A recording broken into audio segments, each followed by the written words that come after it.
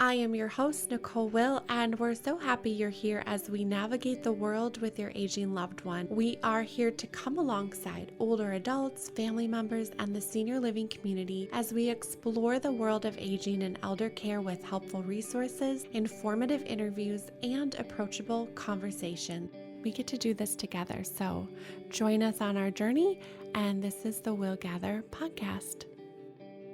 As we look at aging and the perception in our life from our family, from our friends, from our society, what does that look like? What values do we have around that? Our life purpose, how it changes as we grow and as we learn and interact with other people. Today, we are challenged to not only age better, but also age well. Dr. Mary Flett recently retired from private practice as a clinical psychologist, providing service to many aging adults. She has taken all that she has learned and is sharing that with us, those strategies, insights, and wisdom from many conversations that she has had throughout the years. During this learning, she created the 5 pillars of aging, which started out as a weekly lecture at an assisted living community, and taking those strategies for aging better and aging well, she wrote Aging with Finesse, a series of 3 books that navigates valuing ourselves as we grow older, connecting with ourselves and others as we age, and the essential skills for growing older with grace. We talk about the skills needed to adapt and accommodate to the challenges of aging. What are some of those themes that we encounter? How we navigate our medical system? What is happening at a policy level? How we can be really good advocates for ourselves and for others? What can we do? What is that call to action for all of us? And what are those 5 pillars of aging? This conversation with Dr. Mary Flett is one that you do not want to miss. She is changing the narrative, having important conversations, and is creating trust. Here is my interview with Dr. Mary Flett. I've been looking forward to this conversation. We finally get to meet. Today, my guest is Dr. Mary Flett. Thank you for joining me. I'm so happy you're here. Nicole, I'm delighted to be with you. And I feel exactly the same way. It's about time we met face to face. I agree. We had some similarities, some commonalities, and both had influential relationships when we were younger with the grandparent in our life. And you had a relationship with your grandfather, and that played a big role in your life. Tell us a little bit about that, but also about you and a little bit about your background and how you got to this place of what you're doing now. I'd love to kind of set the stage and hear more about that. How much time do we have? Right. Two of my favorite subjects, my grandfather and myself. So let me give you a little bit of background first, and then I'll talk about my grandfather, because the two intertwine in many different ways.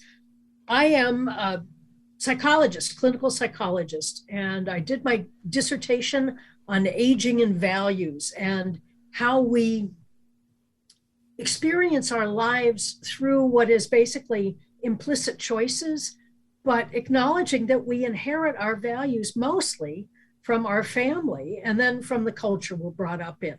So I am a Midwesterner, born and bred, grew up in the suburbs of Chicago. I was the 3rd generation to graduate from Oak Park River Forest High School. Shout out, go Huskies. And because of circumstances, essentially, I was raised by my grandmother, my single mother, as a small family unit. So my grandfather, born in 1891, German-American parents, he was always doing things that were on the cutting edge, but cutting edge in 1891 in a small town in Wisconsin is nothing like cutting edge today, right? But he wanted to be an electrical engineer. So he ended up going to the University of Wisconsin, getting a degree as an electrical engineer. And then World War I happened. And he ended up in Dayton, Ohio, of all places, where my mother was born, where the Wright brothers also did a lot of their work on their airplane. And he ended up in the Army Air Force. Now, that was back in the days, nothing like we have today. It was literally biplanes. But this got him interested in how he could use his electrical engineering background to apply to helping the country. So, bragging a little bit here, my grandfather designed the first landing lights for night flying. Wow. Used to be that you just put a pot of something, oil or something burning, and you hope for the best. But he was able to design landing lights. He also designed the first electric heating suits for pilots, so you could be warm and land safely. Incredible. There are a couple of other things I'll brag about, but yeah, this will give you an idea of his intellectual curiosity and his creativity. So we get back to the values piece now. So I inherited this curiosity. I inherited this love of learning. Now, the other important piece to understand here is that I became my grandfather's caregiver when I was 14. Through a series of events that happened, my grandmother died of a heart attack when I was 10. My grandfather broke his hip a couple of years after that. Separate moves. My mother was an only child. I'm an only child. We ended up back in the late 1960s caring for each other. And this probably was the foundation for my life's work, where I learned from and supported and exchanged deep admiration and respect for an aging adult who still was cognitively intact, but physically needed a lot of support. Wow, you have such a unique perspective with your background as a clinical psychologist, as well as own experiences with your family and that lens that you have. What are some of those overarching themes that happen as we age? What I've come to understand is that attitude really is everything. So many people I talk to when I mention that I work with aging adults go, "Oh, I never want to grow old." And it saddens me because I experienced aging not as something to be afraid of or as something to stay away from, but as something to take literally one day at a time, make the necessary adaptations and accommodations that are required as we get older. Have a plan A, but then have a plan B just in case. And most of all, be grateful. So one of the things that my grandfather taught me was, even though he was wheelchair bound by the time I was a junior in high school, he still lived independently. And I got to spend my weekends with him. I would go over Friday night. I'd never forget this because sort of a food memory here. I grew up with Swanson's, I don't know if we can do ads on your podcast or not, but Swanson's chicken pot pies. Now, I wasn't much of a culinary person at age 14, 15. Great, but by God, I could make a really good pot pie. Yes. And so I would go over Friday evenings. I would make dinner. I would make Saturday breakfast. And on Sunday, we would go to church. We'd come back and have the family together. And during those hours with my grandfather, he would share stories of growing up in this small town in Wisconsin. He would share stories of being in Dayton and flying biplanes. He transmitted the values of authenticity, honesty, and striving to me. Yeah. Now, I was a handful. Most teenagers are, right? They are, yes. He also was such a steadying influence during very turbulent times. I mean, the historical context when I was growing up was in the late 1960s. So there was, in Chicago. So there was a lot of political unrest. Yeah. And while we would talk about a generation gap, my grandfather was obviously older than I. This was of the era that was saying, kill anybody over 30. I had a very different experience of being supported, loved unconditionally, and encouraged to try and find out what it was that I was going to be good at. So I'm forever grateful for that. It obviously really impacted you, and you now have lived a life that is full of good work, and now you can take what you learned from your grandfather and pass that on. And I think that's the beauty of those family stories and learning where we come from. There's so much joy that happens, so much learning that happens, and connection, and we can share that with other people. Is just so beautiful. I'm appreciating what you're saying because it validates what I experienced. And I also know, because of my years as a therapist, that not everybody enjoyed that kind of a relationship with their parents or with their grandparents, if they were lucky enough to be around them. All of us have dark legacies as well as positive legacies. And some people carry dark legacies of shame within a family, or from abuse, or from incest, or other problems. Some carry generational legacies of pain and suffering that either were not allowed to be spoken of because it was too dangerous, or were denied because there wasn't language to talk about it. And one of the things I'm so very grateful for is to have been shared, to have listened to so many people share these true stories of their life and see them, incorporate them and transform them so that they're no longer burdened by the dark legacies, but able to acknowledge the history and move on. Exactly. And that was, as you were talking, I was thinking about that. What would you say to people that have to overcome some of those dark legacies, that weren't as fortunate to have those positive influences of family members that can share those lessons? And I'm sure part of it is find a really good psychologist, right, to talk to. What else can they do? Thanks for the plug for my profession.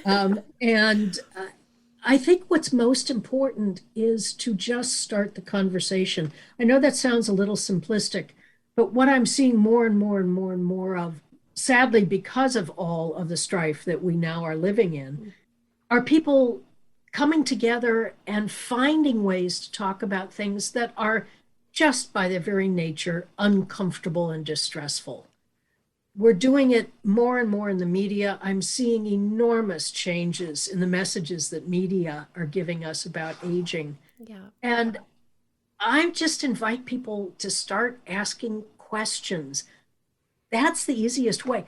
Grandpa, what did you do when you were my age? Grandma, where did you get that recipe from? There's University of Minnesota, and I know I'm speaking to the choir here. I'm going to get this wrong, but they have a whole department on aging that came up with this wonderful thing. What to do with grandma's yellow pie plate? And if your listeners want to Google that and find out, it's a marvelous collection of how stories get handed down, how rituals get handed down. We're coming up on Thanksgiving, one of the greatest rituals in the history of the United States. And, why is it that you're eating certain foods? Why is it that you have your meal at a certain time? There's stories behind all of that. And asking about those stories and inviting older people to share those stories will go a long way towards understanding how you got to be where you are, and then moving the conversation to the next step, which is, what was it that you've learned from your life? And were there things that you had to overcome? Did you find a way to come to terms with sadness or loss or prejudice? Exactly. There too is a lot more. You talked about the media having more conversation, not only around aging, but I also feel like there is more conversation around mental health in general, and having a platform just to share. And I love that you suggested that, of just asking the question.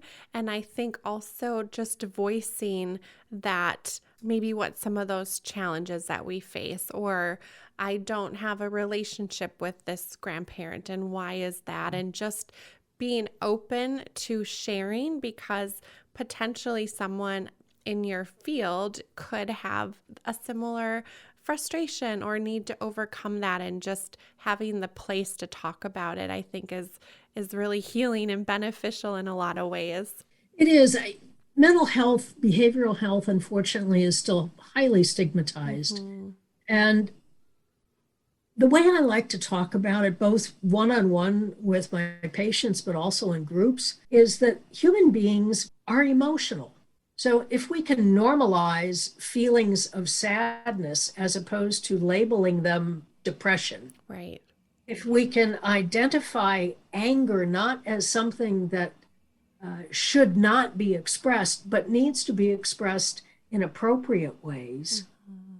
those are skills, emotional skills that we can learn. Not everybody gets an opportunity to learn these skills.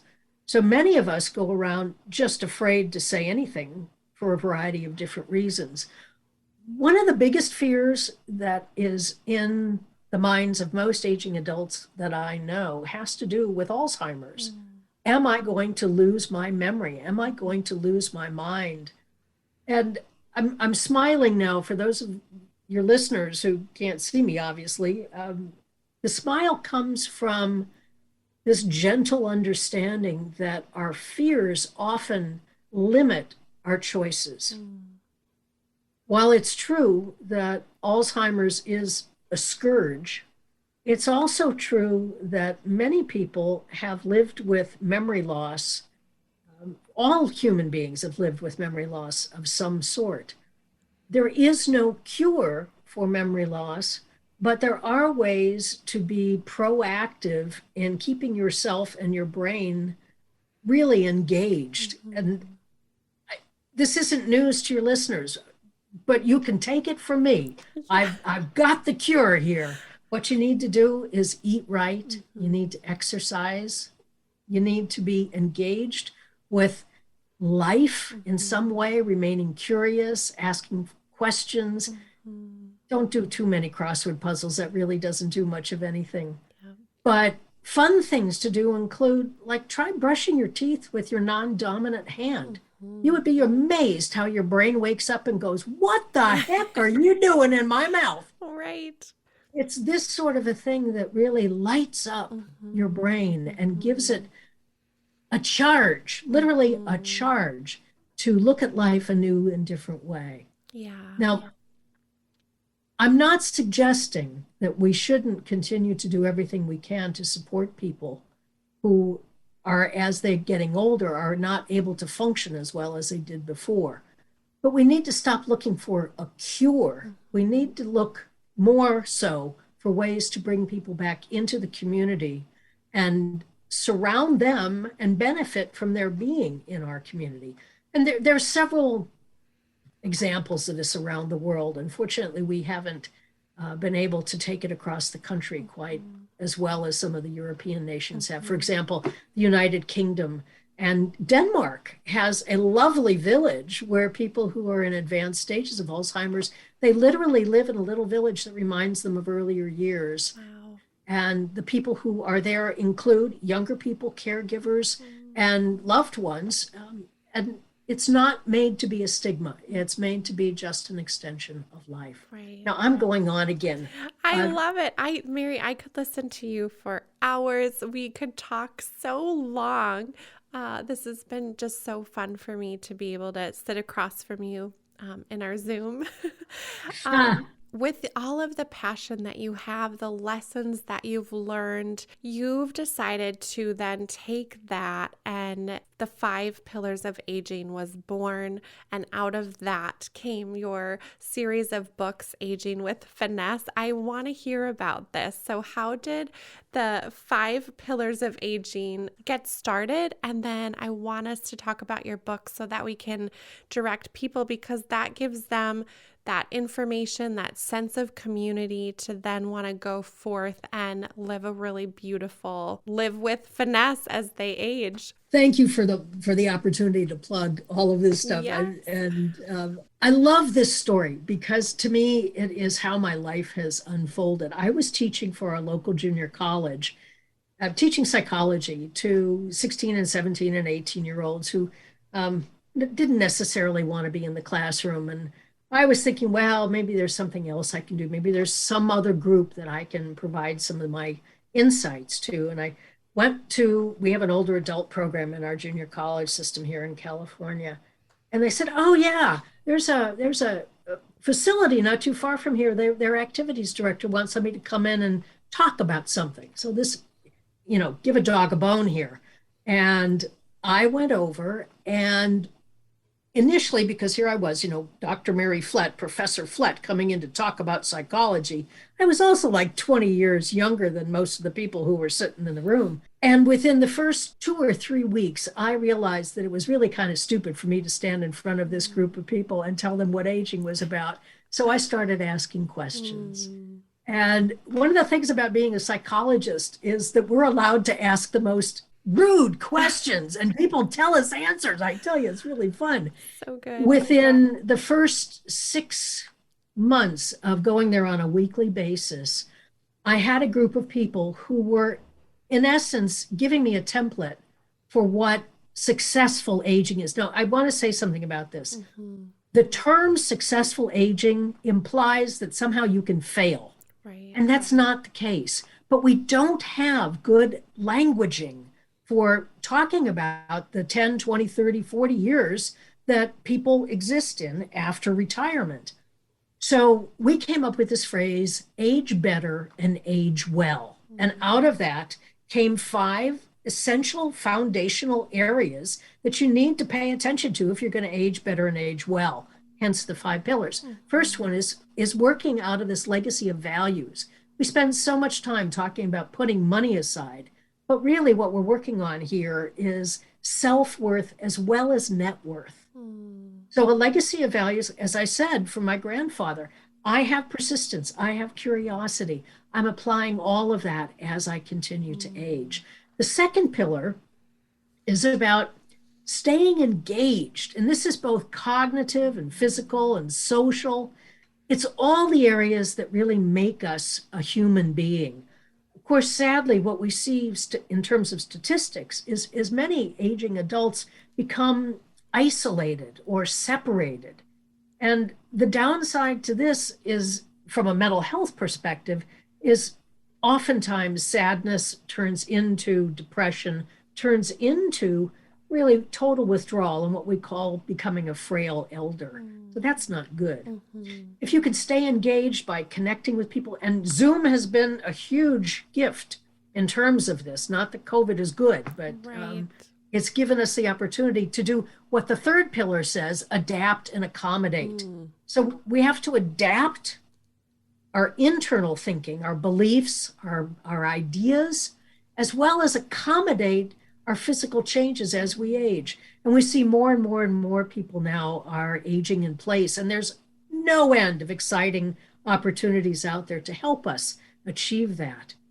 The fourth pillar is about our spiritual life, continuing to work on purpose and meaning as we grow older.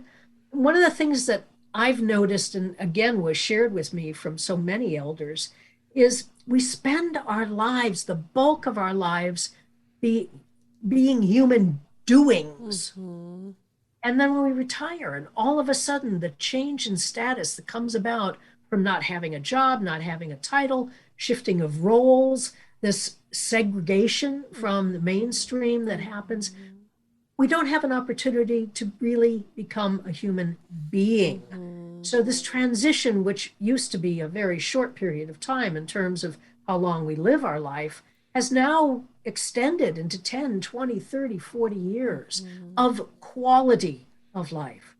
So finding purpose and meaning changes as we age, but keeping that as a goal and a way of looking at life is essential.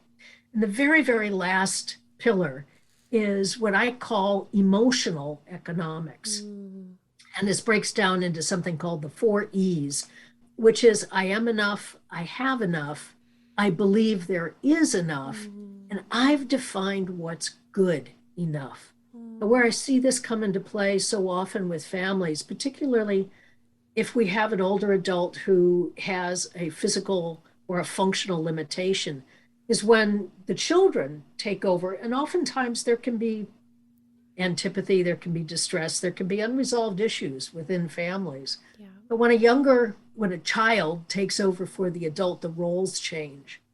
And if you don't have a sense of who you are, of being enough, if you haven't put enough money aside, if you don't believe there is going to be, if you believe you're going to be one of those bag ladies or bag men on the road, it's hard for you to define what might be good enough. And I'll give a shout out to Atul Gawande, a brilliant surgeon and an even better writer, who wrote a marvelous book called Being Mortal.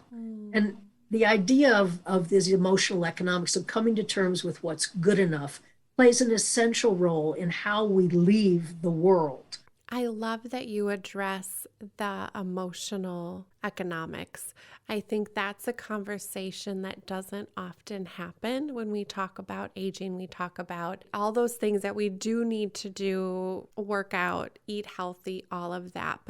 And we talk about that engagement. I feel like that's a conversation in senior living. There are departments that are dedicated towards those life enrichment and having purpose, but we bypass the conversation around that emotional piece and even just that being able to adapt and accommodate for those different changes. So I'm so happy that you're creating that conversation and awareness around it. It's what I think we crave, right? As humans, we want to connect, and I feel we want to have those deeper conversations. Oftentimes, we don't have maybe the tools to know how to do that. And so it's really learning through other people that can inspire us and educate us on what are some of those things that we can look at and conversations that we can have. You know, you mentioned talking about we spent our whole life doing, and then in retirement, we moved to being in some way. And it caused me to think of my interactions. I had gone to Spain with some of my girlfriends for a big birthday trip, and in meeting different people around Spain, as Americans, we tend to ask the question when we meet someone, oh, what do you do?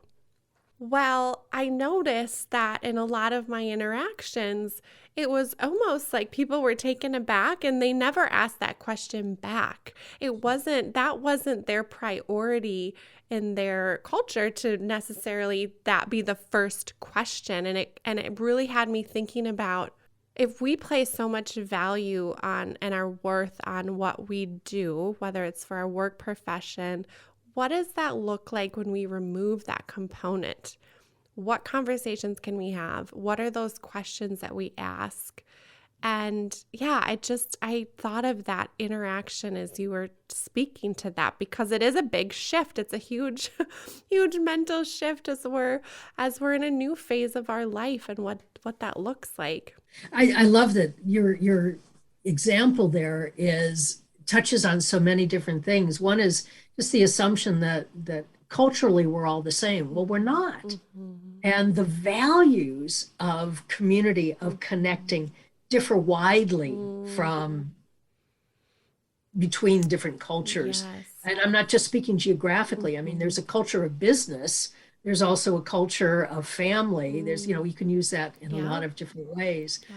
When we get feedback that the question we've asked may not spark the response we get, what's important is to realize that we need to ask the follow-up question and not just go into an assumption that there's something wrong. And I see this with ageism really quite a lot. One of the opening gambits that I do with a lot of different groups is I ask them to think about adjectives that they associate with the word old. And if you have a piece of paper in front of you, you can just write down, and boy, they just are scribbling away.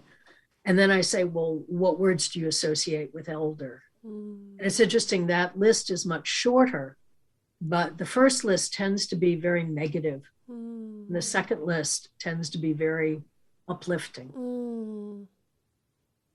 We need to change what we call ourselves, and we need to change how we talk about ourselves.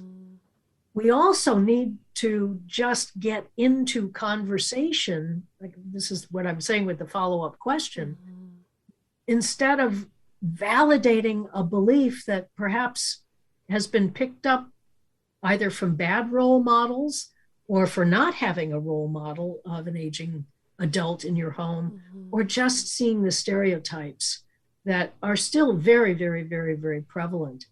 And as much as I love the AARP, they are partially at fault for this. As much as my profession says that we honor and respect aging adults, the truth of the matter is we minimize them. We take them into only their functional capacities and identify everything that is wrong with them instead of balancing it with what would be compensatory things that they use to make up for change. And we see this particularly in a lot of psychological testing. An older adult may not be able to complete a test in a certain time frame, which is kind of classic for psychological and neuropsychological testing. And we used to ascribe that to mean there was a failure in the brain. Well, they're slower, but there are things that compensate for that they can actually do better. Yeah. And we have to look at what we're comparing. So this gets me to one final piece here of my soapbox that I'll teeter off of in a second, which is we measure age in a linear fashion, in just a two-dimensional way, birth to death. And we ascribe certain benchmarks to certain ages. 16, you get your driver's license. 21, depending on the state you're in, you get to drink or you vote, or whatever.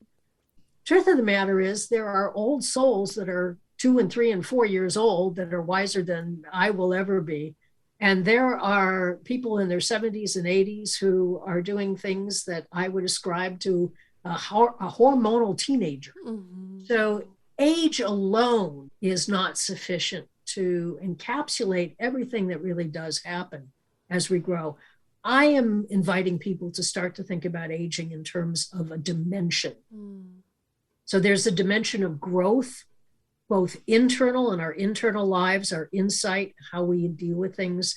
There's a dimension of outward, where we are in our community, how we are respected, our status within our community. And then there's a dimension of what it is that we can give back. And I think that most of all is lacking right now in the United States because we just assume that old people are throwaways. And that saddens me to no end.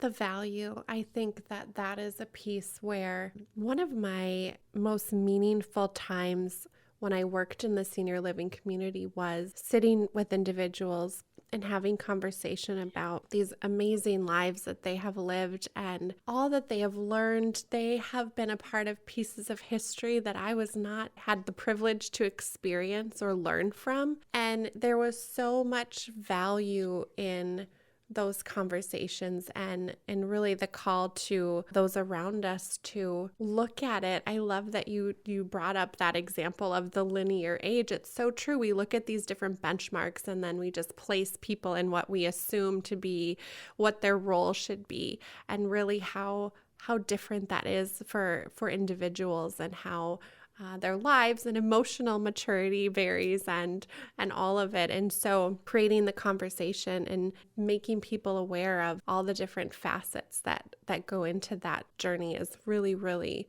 important conversations to have. So let's talk about probably the most impactful event that's happened in the recent history, which is COVID. Yeah. And I think the biggest challenge that we have facing us right now is how we re-enter the world.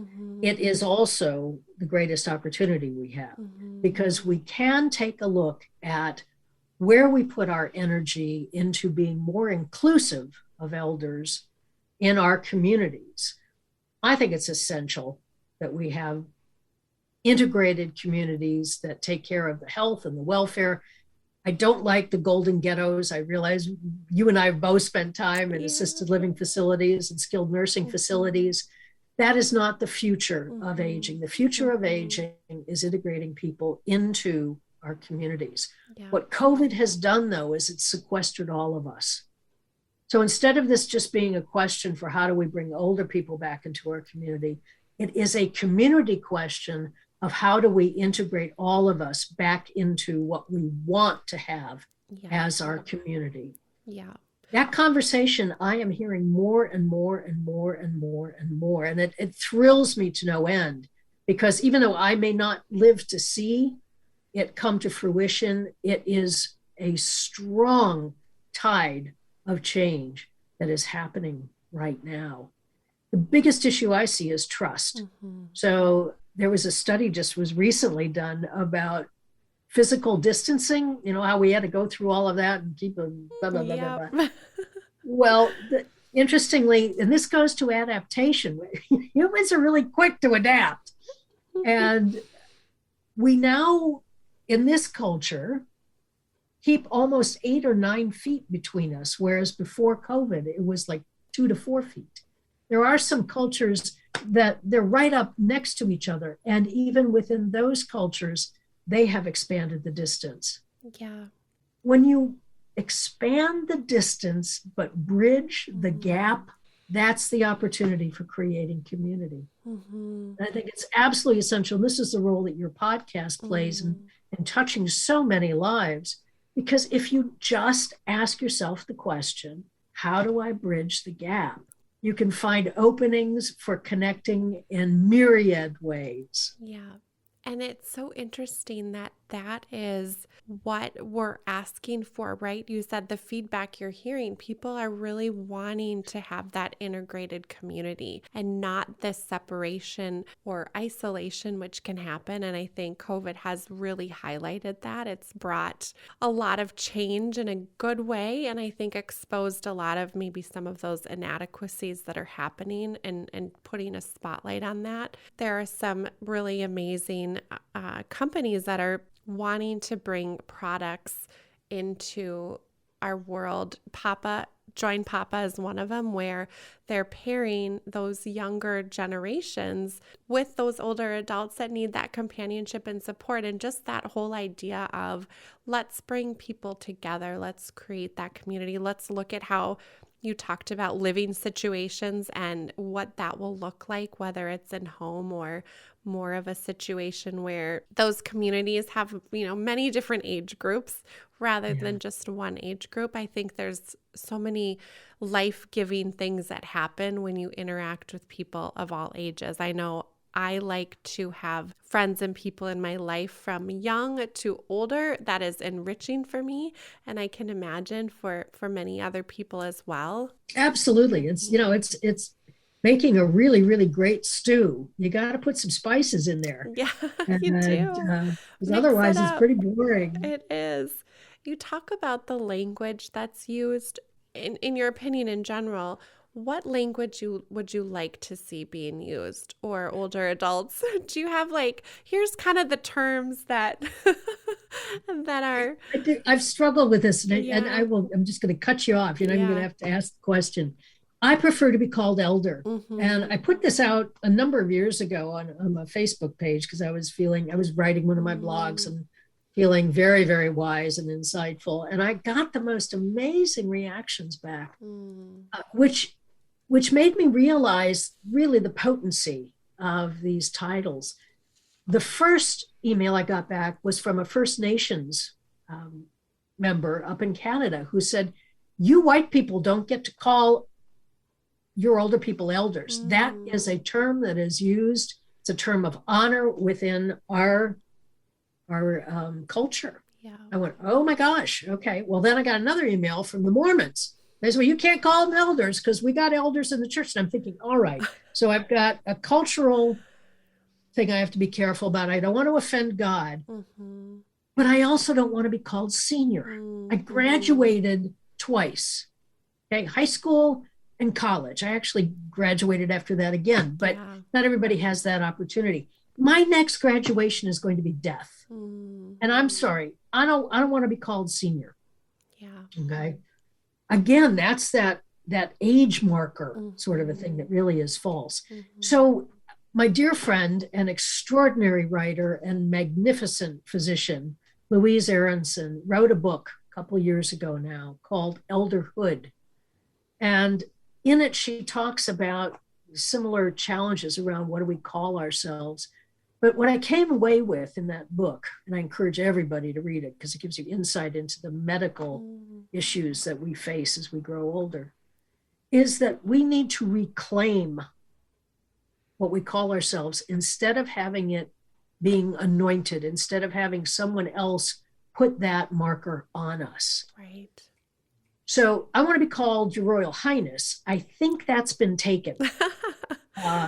So I'm settling for elder, and I'm claiming it. And when I don't like elderly, because that's pejorative, but when somebody, especially when I'm in the grocery store or something and somebody calls me Miss, I say there's nothing amiss with me. Just recognize that I am older than you are. I deserve the respect of a person who has status by having lived a certain number of years in the community. And you can call me ma'am, you can call me doctor, or you can even go so far as to say, how would you like to be addressed? That was my next question. Yes, maybe we just ask the question, because there's no harm in that, right? And asking what that preference is. And when I think of the word elder, for me, what comes to mind is that reverence, in a way, of that life lived and what that all holds, and that respect piece. For me, that's what that term does for me personally, based on my life and my experiences. But I agree, there is beautiful terminology with that. So you very kindly asked me about words, which is a nice segue into my writing. Yeah. Writing is a way for me to get the thoughts out from my head onto a piece of paper, or in this case, the computer, and really reflect on them and get a chance to play with it about. So about 4 years ago, I started writing blogs, and it's been a wonderful journey, because if you do any kind of writing on your own, or if any of your listeners are writers, you realize that it's a very solitary experience. But I made a commitment to write a weekly blog, and I didn't really know what was going to happen. It has turned out to be like joining an ambassador class of every time I put something out there, people write back, and I get information, and people share their opinions and ideas, and then I get other ideas about things. And ultimately, I've given myself permission to come out from behind the doctor and just be Mary and share what I have discovered about myself, finding, as I always have known, at least through my training, that I'm not the only one in the world that experiences these things. And when I share things, other people learn from them, other people are validated by them, and in return, I get validated. So 4 years of weekly blogs, there's kind of a lot of words on the page here. Right. And I decided I was going to put together a book. And what it ended up becoming 3 books. The series is called Aging with Finesse. And we just published on November 1st, actually. So I'm really, really happy. Congratulations. Yeah, very excited about this. So there's 3 volumes, very small, but very lovely reading. This is one of the things you can do. It's kind of like having an after dinner mint. There's not heavy reading. The 3 different areas. One is valuing ourselves as we grow old. One is connecting with others.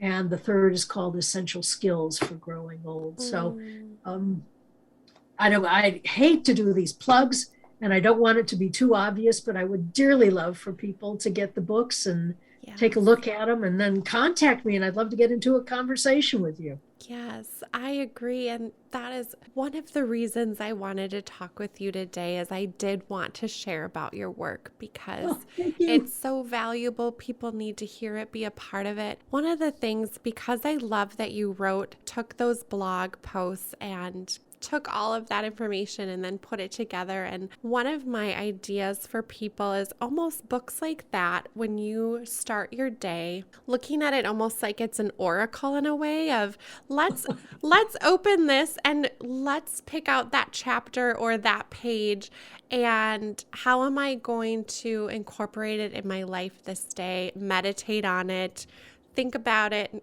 take those ideas and move forward, I think can be just a great way to do that. A great way to, start a day or end a day and have that shift our perspective, which is huge. Nicole, that truly had never occurred to me, and I am just delighted with where you're taking that. Yes, you can open these books pretty much anywhere, and I'm hoping, I'm not being falsely modest here, that something in whatever it is you open it up to will touch your heart or touch your mind or inspire you to do something. And if that's what my words can do for people, I will really feel that I have honored my grandfather. Which is a big honor. Yeah. We all have personal histories, right, that impact us. Working with older adults is navigating some of those different facets of aging, which is challenging. There's so many beautiful gifts. There's a lot of struggles. And how do we do that successfully? And how do we have access and navigate the medical system? So we're shifting gears a little bit, but I wanted to talk about it because I think you have some really good insight into that. And what can you share with others about what you've learned? A lot of times we have to do this in crisis. So looking at it from the patient and provider perspective. Yeah, we could probably spend 6 or 7 weeks just talking about the challenge of these things, but I'll give you what I consider the high points here. You use the word crisis, and that is really the important piece for me. Most of us don't pay much attention to our health, truth be told. I shouldn't even say most of us. I'll try and keep this a little bit more limited instead of broad brushstrokes. People do not seek out support from a psychologist or a therapist when things are going well. I'm shocked. When they do come, it's usually because there's been some event that has toppled what might have been a very strong foundation or might have been a very weak foundation. And now they're scrambling. I don't know about you, but I don't do well in that situation. But because there is so much stigma around psychological issues, add to that the stigma of being old. Hold that thought for 1 second, and then let's take a big step back into how we approach what is an inevitable physiologic change as we age. We're going to lose our skills and functions. That's just the nature of, we have a shelf life, okay? And things start running down. We live at an age right now that is just extraordinary. I will share very much from my personal example here. I lost my hearing, I thought, because I was going to too many rock concerts as a kid. And then one day I became very, very dizzy and went in to see the doctor. Okay, why am I dizzy? Turns out I had a brain tumor. And that was not on my list of things to do. No. But was able, because of where I live and the kind of insurance I had and support of friends and family, had that handled so that I became functional. I did end up losing my hearing, so I now wear hearing aids. I had terrible arthritis. Again, that's genetic, right? So and lifestyle issues. But I've had both my hips replaced, and I have been able to stay active and get around because of living in the times I live in. I also got COVID. So I'm kind of like the triple whammy here. Yes. I survived COVID. I've lived with the consequences of long COVID. And when the memory stuff first came up, I was scared to death because I'm at an age where this could be an early onset of cognitive loss. And I know too much. Yes. So I know. I don't know about the rest of your listeners out there, but I tend to go to the catastrophic first and work my way back. So I knew that, nothing was going to end up well. Fortunately, it has ended up very well, and I'm able to do things more than that. But the medical system is, in the international world, we are ranked in the lower 10 of anywhere else. In the English-speaking worlds, in Great Britain, for example, Australia, New Zealand, if any of these ills had occurred, then I would have gone in to see my primary care physician been referred into a system that took care of it. Even Canada here, I should need to mention our Canadian neighbors. And while there are complaints about these kinds of national health services, it's not that people have to pay too much. It's that they have to wait a while. Right. In the United States, the conversation is very different. We don't have access. It's too much work. There's a huge brouhaha going on right now because Congress, in this latest attempt to pass some bills, and I will be upfront with your listeners here, I am a progressive, so I'm all for getting more things into Medicare. We just eked out. We may not get the hearing aids, but we will get dental this time, we hope. These are essential issues for aging adults that go to not just health, but quality of life. Right. If I didn't have these hearing aids, I don't know what I'd be doing. I would become more isolated. I would certainly become more depressed. I'd be highly anxious. Yeah. This is not a good thing. And that's just from loss of hearing. All those other cascading issues come up. If I don't have teeth, if I don't have good dental care, I can't eat, I have poor nutrition, and the rest of me falls apart. So the barriers we put in front of people, and I will give you one more example of this after I talk about the barriers. The barriers we put up in front of people are not intentional as barriers, but they are for the benefit not of the consumer, but of the providers, the insurance companies, and I don't want to get too crazy here, but we're not the most important piece in this formula, sadly. Yeah. So I'll give you one final example, which kind of brings all of this together. I have a very dear friend who has an adult son who has been going through some extreme issues. He was a highly functioning person. And in the last few years, he has gone from being very, very capable to now needing assistance. He's not 65 yet. So he's in that gap between when Medicare would kick in and would provide him with some benefits, not many, but some, and not being able to get insurance at all. It's these kinds of holes that we have in our medical system. We should never call it care. It's not Medicare, it's meta service. And we have to change that. We have an opportunity now to do that. And if there is one call to your listeners, it would be to educate yourself about what your needs are and then what your benefits are going to be. I think the biggest thing that we can make an impact on right now, which is in this new bill, is doing the politician thing here. Call to action. The biggest opportunity we have here is to renegotiate Part D of Medicare, which is the pharmaceuticals. If we can get negotiation with pharmaceutical companies away from Medicare, we can finally provide the necessary insulin, we can provide the necessary blood pressure medications, the necessary arthritis medications, and the necessary behavioral health care medications for people to enhance their quality of life. And do it reasonably. So I am very passionate about seeing that passes. Right. I think people often feel that it is bigger than them, or, as one individual, how can I really make a difference? What would you say to those people that maybe have that mindset? Like, what can we do realistically? And what should we be paying attention to? I think you talked about the bill that's passing and what's happening. There's really three things that you can do individually. And this goes to the various kind of person that the variety of person you might want to be.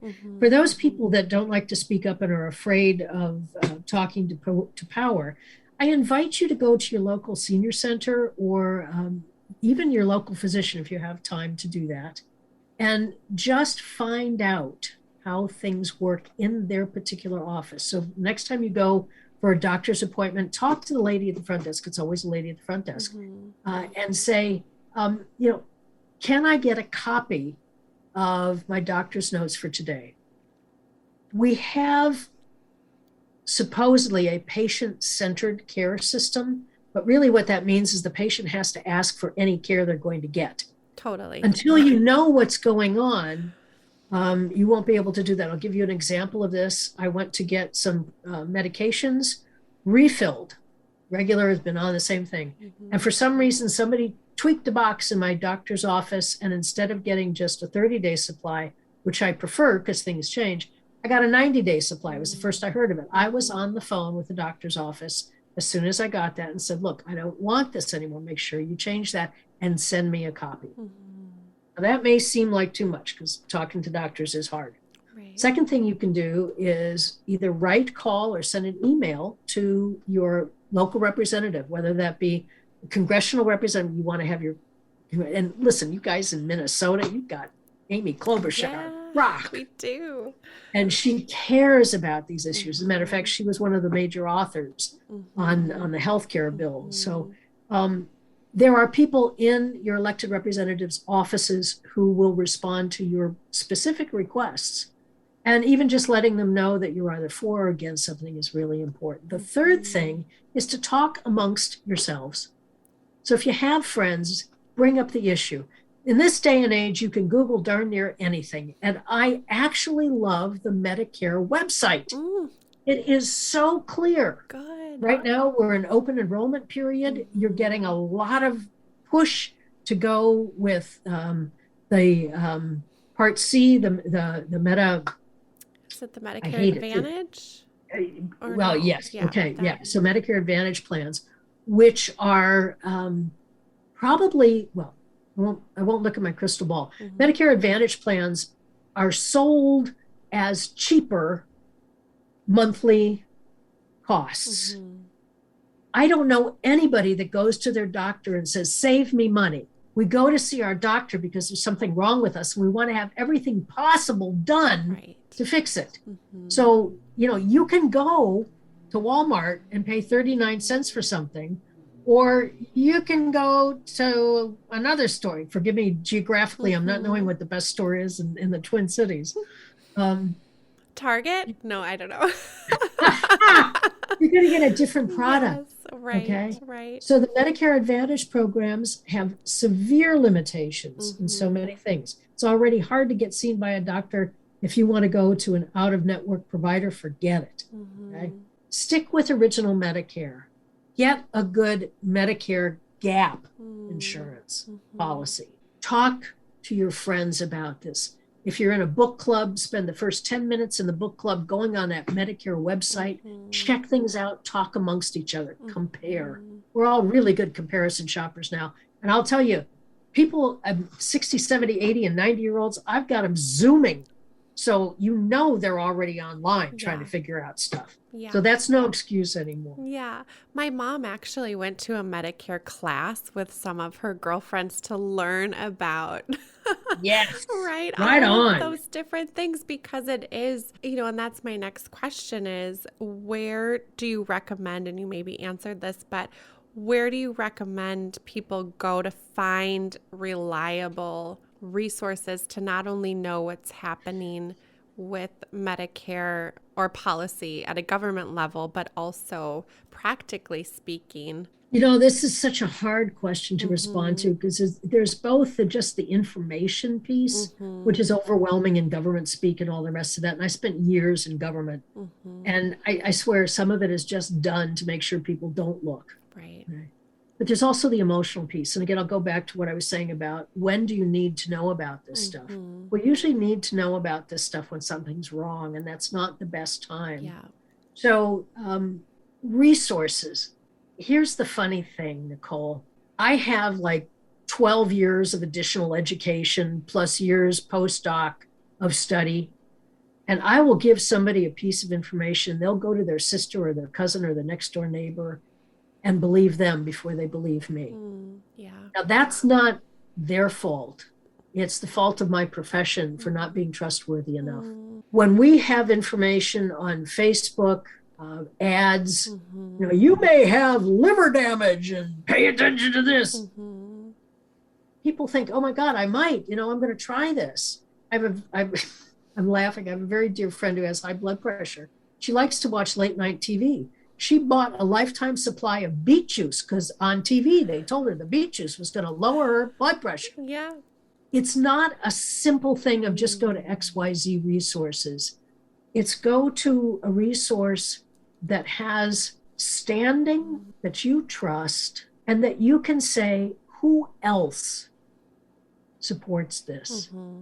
Mm-hmm. I'm sorry to be so vague, but Mm. this is Yeah. really about understanding how to ask questions and be a good consumer. Right. It may be that you can take a can of beets and lower your blood pressure. Mm-hmm. But if you have diabetes, that may not be the best thing. Mm-hmm. So maybe before you get the canned beets, you call the nurse's hotline or you call someone like you who maybe knows somebody in the community who can talk to somebody else. Mm-hmm.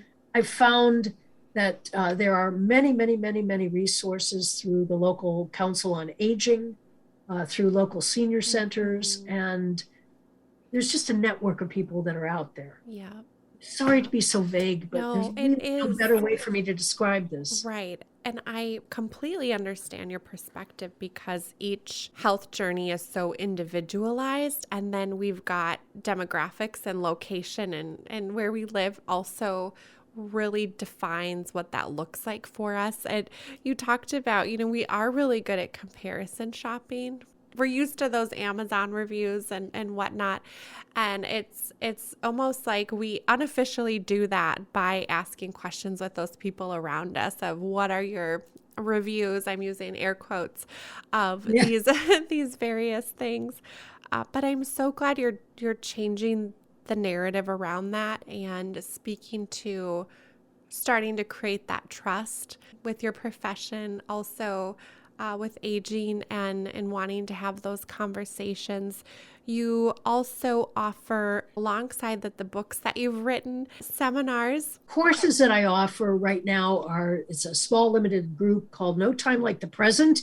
It's a 7-session group where the first 6 sessions we go through a workbook together, and then we take a break and everybody can kind of work through stuff and then come back together for the 7th. What all graduates of No Time Like the Present get is the ability to join in an ongoing group where we meet monthly and come together and just share insights and things like that. The next class will be December. It starts December 7th. And if people want to email me, I will be happy to send them very specific information on joining it. My email is drmaryflett@gmail.com. That's drmaryflett@gmail.com.